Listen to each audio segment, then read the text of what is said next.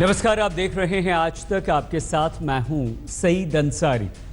आरक्षण पर संघ प्रचार प्रमुख मनमोहन वैद्य के कल के बयान पर बवाल लगातार बढ़ता जा रहा है।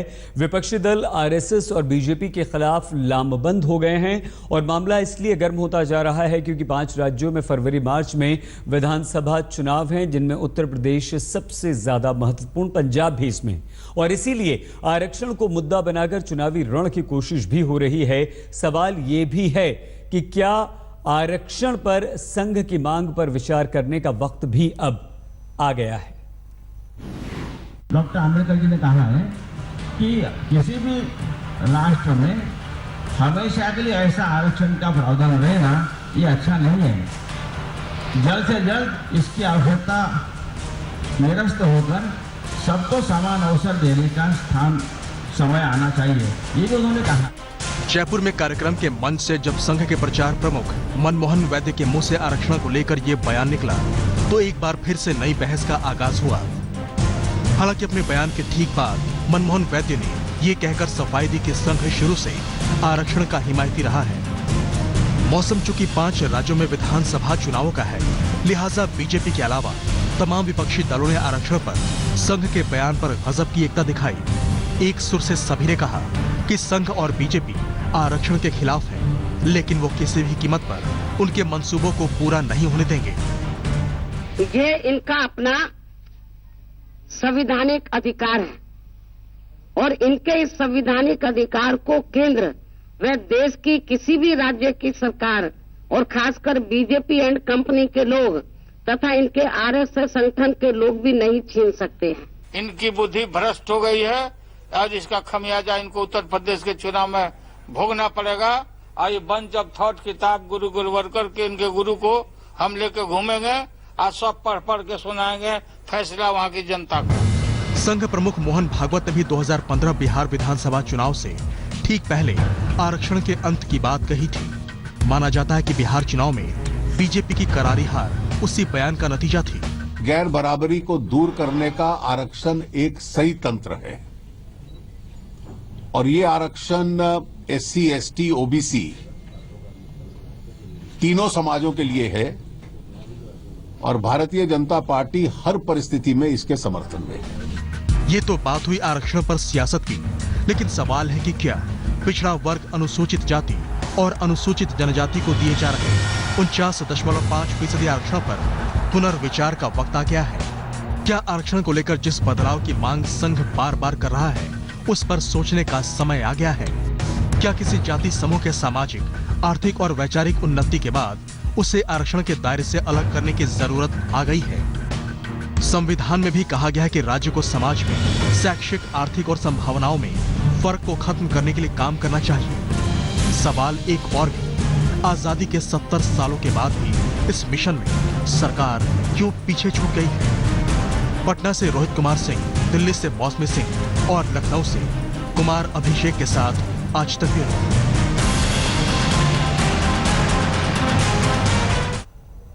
इस मुद्दे पर चर्चा करने के लिए तमाम राजनीतिक दलों के नेता इस वक्त हमारे साथ मौजूद हैं और आरएसएस विचारक राकेश सिन्हा जी भी हमारे साथ हैं। बहुत धन्यवाद राकेश जी। जीवीएल नरसिम्हा राव जी, बीजेपी के प्रवक्ता, धन्यवाद जीवीएल जी।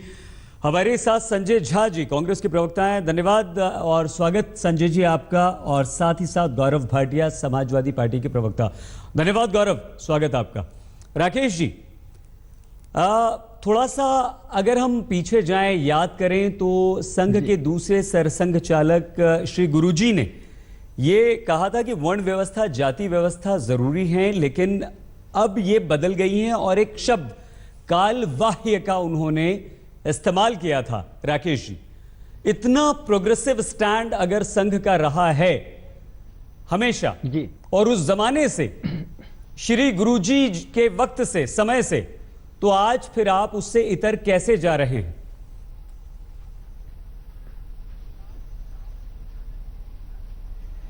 देखिए, मैं एक बात बता दूं, जो श्री गुरुजी ने कहा और जो श्री मोहन भागवत जी ने कहा, मोहन भागवत जी ने क्या ऐलान किया? बाकी पार्टियां शब्दों की राजनीति कर रही हैं और मोहन भागवत जी ने कहा एक शमशान, एक मंदिर और एक कुआं।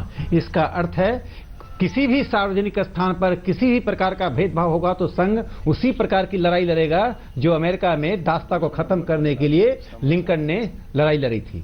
मैं बता देना चाहता हूं, संघ इस एजेंडे के साथ काम कर रहा है।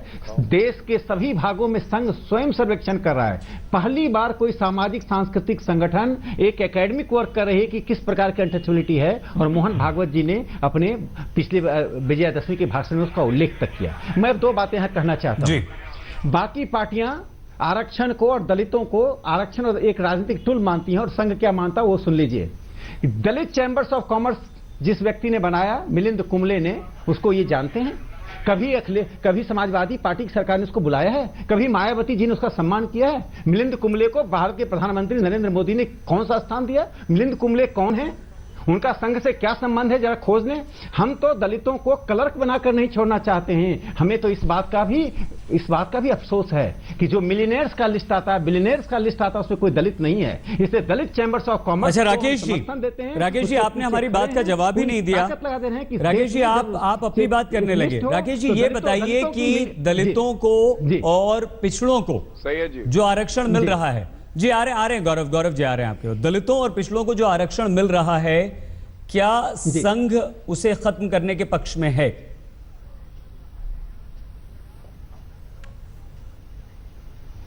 मैं मोहन भागवत जी के उस भाषण नहीं, आप हाँ या नहीं में जवाब ही नहीं दे रहे हैं राकेश जी। कहा दूसरे मेहमान भी, दूसरे लोग भी, उनसे भी बात करना है सर। नहीं, आरक्षण जारी रहना चाहिए। आरक्षण जारी रहना चाहिए। क्या आपत्ति है संजय झा जी आपको, जब संघ की तरफ से राकेश सिन्हा साफ तौर पर यह बात कह रहे हैं और मनमोहन वैद्य जी का भी बयान आ गया कि उन्होंने उसका विरोध आरक्षण का कम से कम नहीं किया है?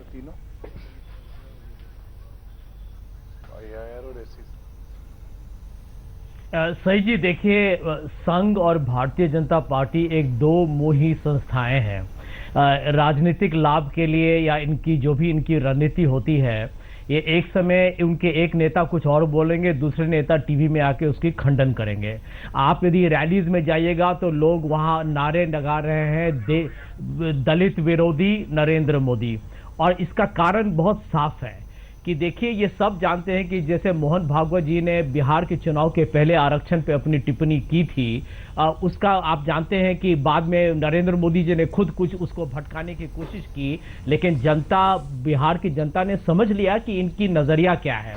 देखिए, सच तो यह है कि जब संविधान में आरक्षण के बारे में क्यों कहा गया है, क्योंकि इस बात को माना गया कि जब तक हमारे समाज में एक तरीके से भेदभाव हो या असमानता हो, तो एक तरीके से इसमें वक्त लगता है। ऐसा बात नहीं है कि ये आप 10-15 साल में ये ऐसा एक समस्या जो एक बहुत ही एक बेइंसाफी है दलितों के साथ, शेड्यूल्ड कास्ट, शेड्यूल्ड ट्राइब, आदिवासी के साथ, उस पर हर सरकार, राज्य या केंद्र में उसकी जिम्मेदारी होती है। लेकिन एक सामाजिक आंदोलन भी है, एक क्रांतिकारी एक सोच की जरूरत है, और जमीनी स्तर पर अभी ढेर सारे समस्याएं हैं। आपने देखा है कि कैसे दलितों के संजय जी आगे और बात करेंगे, क्योंकि हम ये चाह रहे हैं कि जितने भी लोग हमारे साथ हैं, कम से कम एक प्रतिक्रिया उनकी मिल जाए।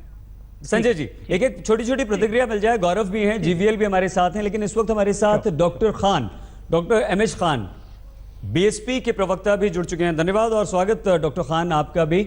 लेकिन जीवीएल आपके पास आएंगे, उससे पहले गौरव, अगर संघ की तरफ से इस तरह का बयान आता है, अगर मनमोहन वैद्य ये कहते हैं, हालांकि वो इनकार कर चुके हैं कि उन्होंने आरक्षण खत्म करने की बात नहीं कही, तो आपको तो खुश होना चाहिए। 61% दलित ओबीसी आते हैं पूरे उत्तर प्रदेश में जिन्हें आरक्षण का लाभ मिल रहा है, तो उसका तो सीधा सीधा फायदा आपको मिलेगा। आपको तकलीफ क्या है गौरव?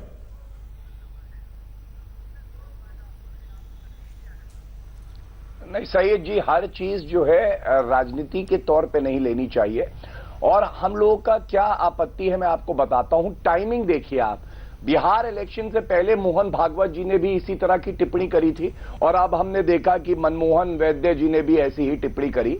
हमें जानना होगा कि संविधान में खुद लिखा है, जब संविधान हम लोगों ने इनैक्ट किया, उसमें अनुच्छेद 15 है, 16 है, 334 है, जिसमें साफ साफ एक बात लिखी है कि 338, माफ करिएगा, उसमें साफ एक बात लिखी है कि टाइम दिया है कि तब तक जो है रिजर्वेशन चलेगा। अभी करंट सिनेरियो में 75 साल लिखा है जब से संविधान आया। उसके बाद अमेंडमेंट पार्लियामेंट करती है। आरएसएस ऐसी संस्था है जिसके सामने केंद्र सरकार घुटने टेक देती है, झुक जाती है, केंद्र मंत्री वहां जाते हैं, प्रधानमंत्री जाते हैं, इलेक्टेड बॉडी नहीं है, पावर एंजॉय करती है लेकिन अकाउंटेबिलिटी नहीं है। तो इस पे हमें आपत्ति है।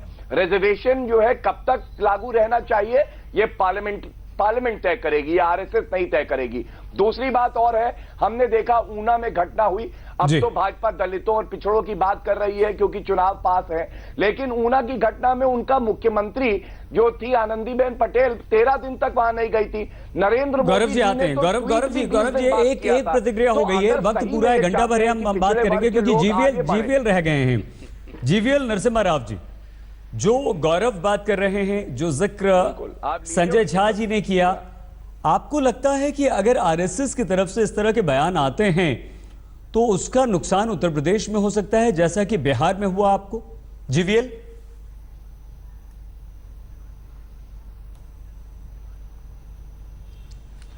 नहीं सैयद जी, मुझे लगता है ये जो राजनीतिक दल जो पहले से जानते हैं उनका बड़ा हार होने वाला है, जो शासन को बिल्कुल नहीं दे पाए, 5 साल गुंडा राज चलाए, और ऐसे पार्टियां जो मायावती जी दलितों की बेनिफिट करने की बात करती रही, उनसे के साथ न्याय करने की, लेकिन अपने आप पैसा कमाने के अलावा अपने और अपने परिवार और भाई को सैकड़ों करोड़। जीवीएल जी हम माफी के साथ क्षमा आपको रोक रहे हैं क्योंकि इस वक्त एक बहुत बड़ी खबर आ रही है, और वो बड़ी खबर ये है कि समाजवादी पार्टी और कांग्रेस के बीच जो गठबंधन की कोशिशें चल रही थी वो खटाई में पड़ गई हैं। सोनिया गांधी अखिलेश से नाराज बताई जा रही हैं, और सीटों को लेकर जो बातचीत चल रही थी, कांग्रेस के सूत्रों का यह दावा है कि सोनिया अखिलेश से नाराज हो गई हैं और बात नहीं बन पाई है। यह बड़ी खबर इस वक्त आ रही है, अखिलेश से सोनिया गांधी नाराज हैं। संजय जी, हालांकि हो सकता है आपको इस खबर की जानकारी हो या न हो, लेकिन क्या आपको लगता है कि अगर आपके मन मुताबिक कांग्रेस के अनुसार सीट नहीं मिली तो यह गठबंधन नहीं होगा सोनिया की इस नाराजगी के बाद? संजय जी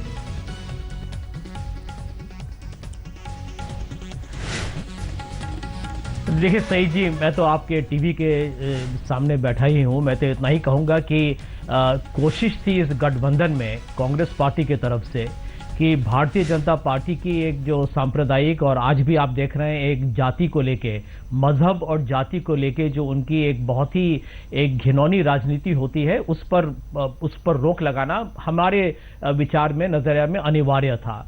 अब समाजवादी पार्टी उस पर उनका क्या सोच है, ये हमें तो पूरी उम्मीद थी कि ये गठबंधन जरूर होगा, और मैं आज भी मैं उम्मीद करूंगा कि कुछ न कुछ समाधान। संजय जी आप उम्मीद कर रहे हैं? गौरव जी आपके मुख्यमंत्री, आपके पार्टी मुखिया अब अखिलेश यादव ये कह चुके हैं कि अगर कांग्रेस के साथ हम लड़ते चुनाव या लड़े चुनाव तो हम 300 का आंकड़ा पार कर लेंगे। क्या आपको लगता है कि अब 110 सीटें भी नहीं देना चाहते हो और ये गठबंधन नहीं हो पा रहा है?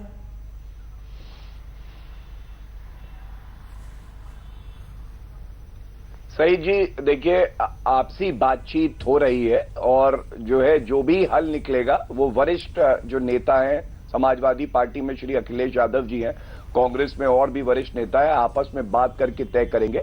लेकिन मैं इतना जरूर कहूंगा कि ये सब बातें कि कितनी सीट ऑफर दी गई या कितनी सीट पे जो है तय होगा, ये सब वो बात है जो हम लोग आपस में कर रहे हैं। इस पे अभी कोई टिप्पणी करना औपचारिक रूप से लेकिन एक खटास, ये बात सही है कि जहां तक ठीक है गौरव जी हम एकदम ताजा जानकारी आपको दिए देते हैं। हमारी संवाददाता मौसमी सिंह इस वक्त हमारे साथ जुड़ चुकी हैं।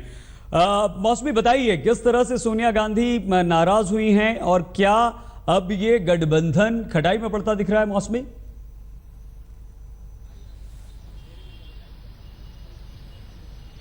देखिए सईद, बिल्कुल ये अंतिम चरण की कहें बातचीत है वो चल रही है। डायरेक्ट प्रियंका गांधी और राहुल गांधी जो है वो अखिलेश से बात कर रहे हैं, और हम 10 जनपद पे खड़े हैं जहां पे अंदर केंद्रीय चुनाव समिति की बैठक चल रही है। सोनिया गांधी, राहुल गांधी, यूपी के इंचार्ज गुलाम नबी आजाद सब एक साथ बैठ के माथापच्ची कर रहे हैं। और आपको बता दें सईद कि 110 पे बात अटकी हुई है। कांग्रेस चाहती है कि अगर 130 में जो फैसला हुआ था 130 नहीं तो कम से कम समाजवादी पार्टी 110 दे, पर लगातार कांग्रेस के सूत्रों के मुताबिक ये आरोप वो लगा रहे हैं कि अखिलेश लगातार बार्गेन करते हुए 130 से आंकड़ा 110 पे ले आए हैं और अब 100 सीटों पर भी अखिलेश राजी नहीं हो रहे हैं। ये एक बड़ा समीकरण बदलता हुआ नजर आ रहा है। सही, जिस तरह से आपको याद हो कुछ 4 दिन पहले शीला दीक्षित से लेकर गुलाम नबी आजाद ने गठबंधन का ऐलान किया था,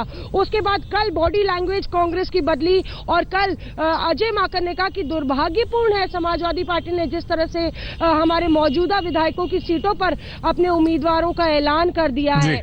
ऐसे में अब आप देखिए आज जो माहौल है कांग्रेस में सन्नाटा पसरा हुआ है। गुलाम नबी आजाद लगातार मध्यस्थता कर रहे हैं, प्रियंका को हर बातचीत बता रहे हैं और हर एक सीट पर माथापच्ची चल रही है। बहुत धन्यवाद मौसमी इस जानकारी के लिए। तो अब कांग्रेस अध्यक्ष सोनिया गांधी के घर ये बैठक चल रही है और वो नाराज बताई जा रही हैं क्योंकि काफी कोशिशों के बाद भी समाजवादी पार्टी कांग्रेस में गठबंधन और खासतौर से सीटों को लेकर अभी तक कोई आम सहमति नहीं बन पाई है।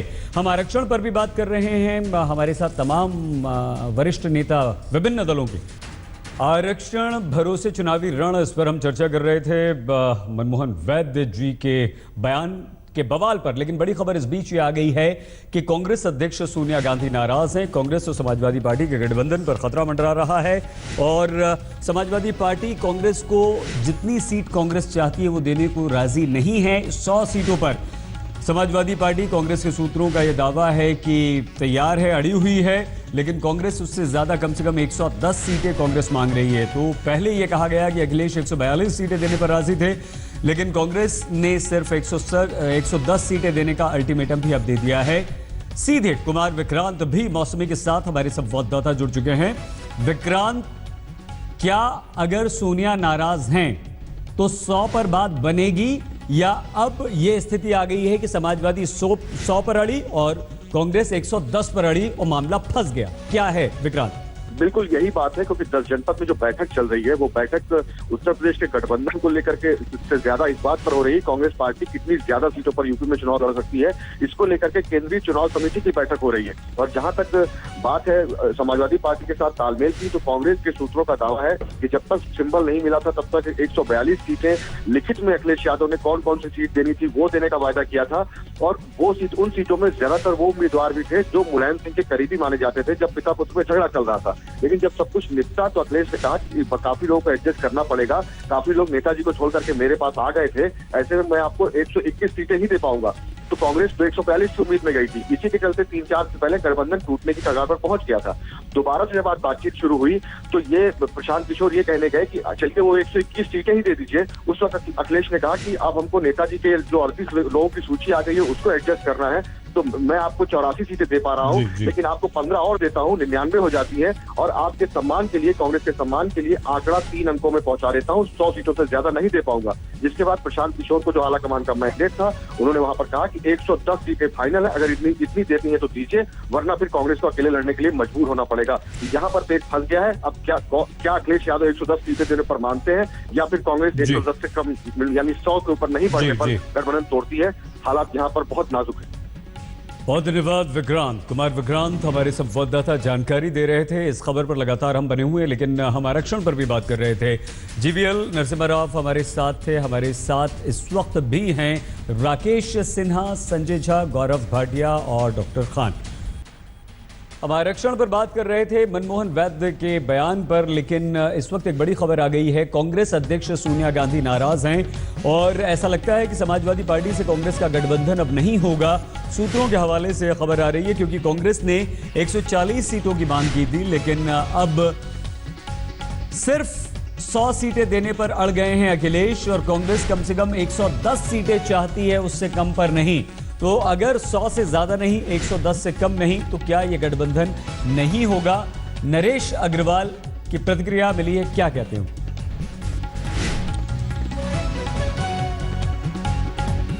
ये एक बहुत बड़ा बयान नरेश अग्रवाल का है कि करीब करीब गठबंधन टूट गया है और सारा दोष हम कांग्रेस को देते हैं।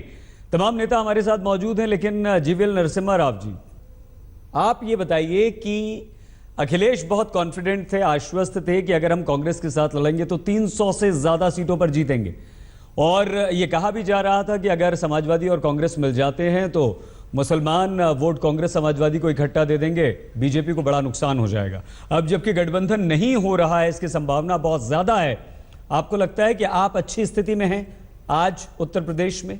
जीवीएल जी।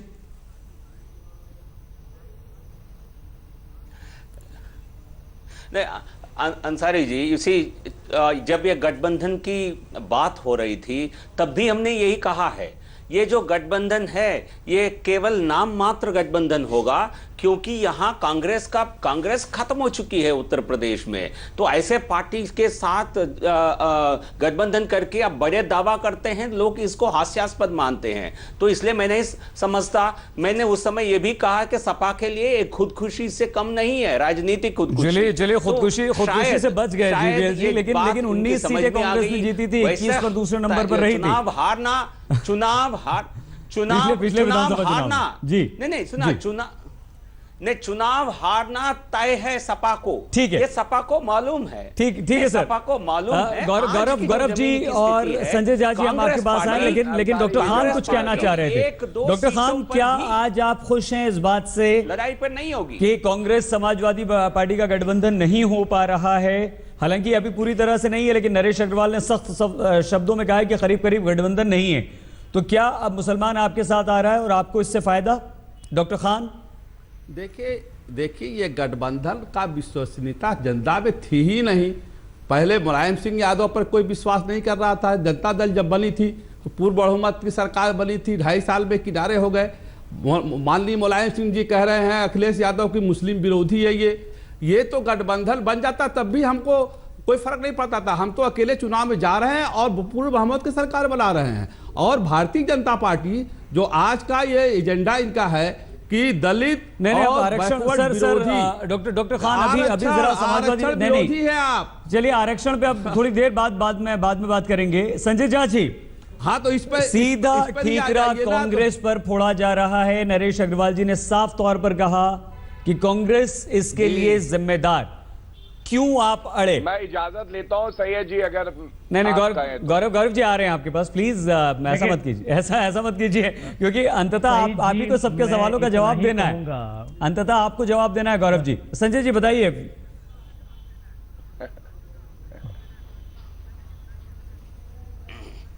नहीं सही जी, हम तो यहाँ संक्षेप में इतना ही बताएंगे कि जब तक कोई औपचारिक तरीके से हमारे जो प्रतिष्ठित नेता लोग हैं, यदि कोई इस गठबंधन पे जब तक उनका ऐलान कोई नहीं होगा, यदि गठबंधन हो रहा है या नहीं हो रहा है, तो उसके पहले मेरा यहाँ कोई टिप्पणी करना मैं समझता हूँ कि उचित नहीं। ठीक है संजय जी, बहुत अच्छी बात है। सोनिया गांधी जी के घर बैठक चल रही है, आप इंतजार कर लीजिए, आप इंतजार कर लीजिए, बैठक चल रही है आपके पास, मुझे मालूम है। नहीं आपके पास अभी जानकारी आ जाएगी सर। नहीं, हमारा विश्वास है और उम्मीद है कि ये हो जाएगा। ठीक है, ये बहुत अच्छी बात है, आप बहुत पॉजिटिव हैं संजय जी। गौरव जी, आपके ही नेता, आपके साथी नरेश अग्रवाल जी कह रहे हैं कि करीब मान लीजिए कि गठबंधन नहीं हो रहा है और कांग्रेस इसके लिए जिम्मेदार। अब तो आप अपनी राय रखेंगे, पहले भी आपने कहा था कि हमारे आलाकमान और अखिलेश अंतिम फैसला लेंगे। गौरव जी। नहीं, मैं बिल्कुल कह रहा हूं जैसा नरेश अग्रवाल जी ने कहा कि कहीं ना कहीं सीटों को बंटवारे के लेके ही जो है एक राय नहीं हो पा रही है। बातचीत में बहुत ताकत होती है। मैं उम्मीद रखता हूं कि कांग्रेस भी जो परिस्थितियां हैं उसको देखते हुए समझे। मंशा श्री अखिलेश यादव जी ने भी कही है कि हम चाहते हैं कि कांग्रेस से गठबंधन हो और जो सांप्रदायिक राजनीति करते हैं दल उत्तर प्रदेश में वो हारे और खत्म हो जाए। अच्छा गौरव जी, एक बात बताइए, जो है आशावादी होना जरूरी है। बहुत अच्छी बात, हो सकता है बातचीत से हल निकले। बहुत अच्छी बात है संजय जी, आप दोनों बड़े आशावादी हैं, बहुत ज्यादा पॉजिटिव हैं। लेकिन एक बात बताइए, आप सबसे बड़ी जीत पिछले विधानसभा चुनाव में अभी तक की उत्तर प्रदेश में आपकी पार्टी की हुई, 224 सीटें आपने ली। आपके मुख्यमंत्री की जो छवि है, इमेज है, वो बहुत अच्छी है। विकास के नाम पर वो वोट मांग रहे हैं, अपने पिता के खिलाफ खड़े हो गए, दागियों को पार्टी से दूर करने के लिए वो पिता से लड़ पड़े, चाचा से लड़ पड़े। ऐसे में कांग्रेस की आपको जरूरत क्या है, अकेले क्यों नहीं?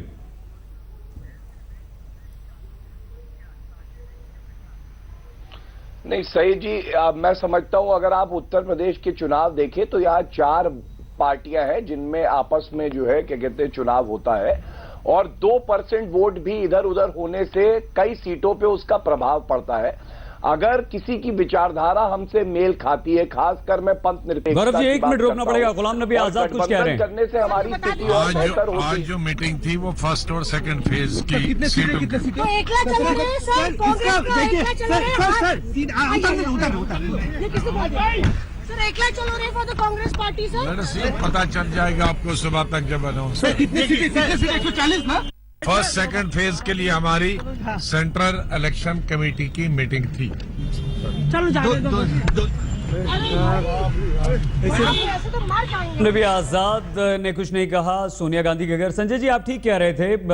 राकेश जी, थोड़ा सा इंतजार कीजिए सर, खबर दूसरी आ गई, वरना आप ही से बात कर रहे थे हम।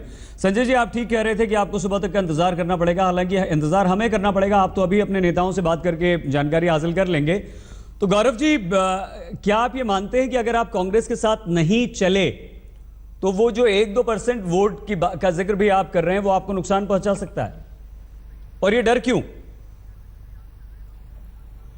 नहीं सही जी, मैं आपको बता रहा हूं, मैं ये कह रहा था कि अगर सारी जो पार्टियां हैं जिनकी एक तरह की सोच है साथ आती है तो हम 300 का आंकड़ा भी पार कर जाएंगे। इसका ये मतलब नहीं है कि अगर अकेले समाजवादी पार्टी चुनाव लड़ेगी तो बहुमत नहीं पाएगी। हम पिछली बार से ज्यादा सीटें पाएंगे, चाहे हम अकेले लड़े चाहे गठबंधन हो। इसका अंतिम फैसला लेकिन श्री अखिलेश यादव जी करेंगे, बहुत अच्छी बात। और वो देखेंगे कि जितनी सीटें कांग्रेस को देनी चाहिए बिल्कुल वो उन्होंने तय कर दिया है। संजय जी, आप क्यों इतना लालायित हैं समाजवादी पार्टी के साथ मिलकर लड़ने के लिए?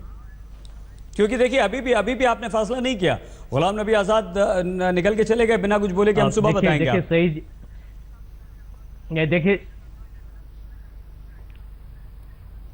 सईद जी, मैं फिर से आपको ये आश्वासन दिलाना चाहूंगा एक जिम्मेदार प्रवक्ता होते हुए कि देखिए इस बात में मैं समझता हूँ कि समाजवादी पार्टी के नेताजी अखिलेश यादव जी हैं और हमारे जो नेता लोग हैं वो इस बात पर गौर कर रहे हैं कि ये बात सही है कि 2012 में समाजवादी पार्टी बहुत सफल हुई थी चुनाव पर, लेकिन लोकसभा 2014 में हम लोग सब जानते हैं कि वहां भारतीय जनता पार्टी को बहुत ज्यादा वोट्स मिले, वो तो 72 उनके एमपीज मिले। तो इस माहौल में और उनकी जो राजनीति है, एक विभाजक बांटने वाला राजनीति जो मजहब और अब जाति को लेके और उत्तर प्रदेश में और भी समस्याएं आगे में एक तरीके से आ सकती हैं, इसीलिए ये गठबंधन होना उत्तर प्रदेश के हित में है। और कांग्रेस पार्टी की तरफ से, और मेरा पूरा विश्वास है कि समाजवादी पार्टी की तरफ से अखिलेश जी बहुत ही एक अच्छे मुख्यमंत्री सिद्ध हुए हैं। यहाँ पर बातचीत के बाद जरूर कोई समाधान निकलेगा। कल सुबह तक हमें इंतजार। ठीक है, जीवीएल जी आपके पास भी आएंगे। राकेश जी, डॉक्टर खान आपके पास भी आ रहे हैं। राकेश जी, आपसे क्षमा क्योंकि थोड़ा सा हमारा मुद्दा भटक गया, ये बड़ी खबर आ गई इस वक्त की, लेकिन हम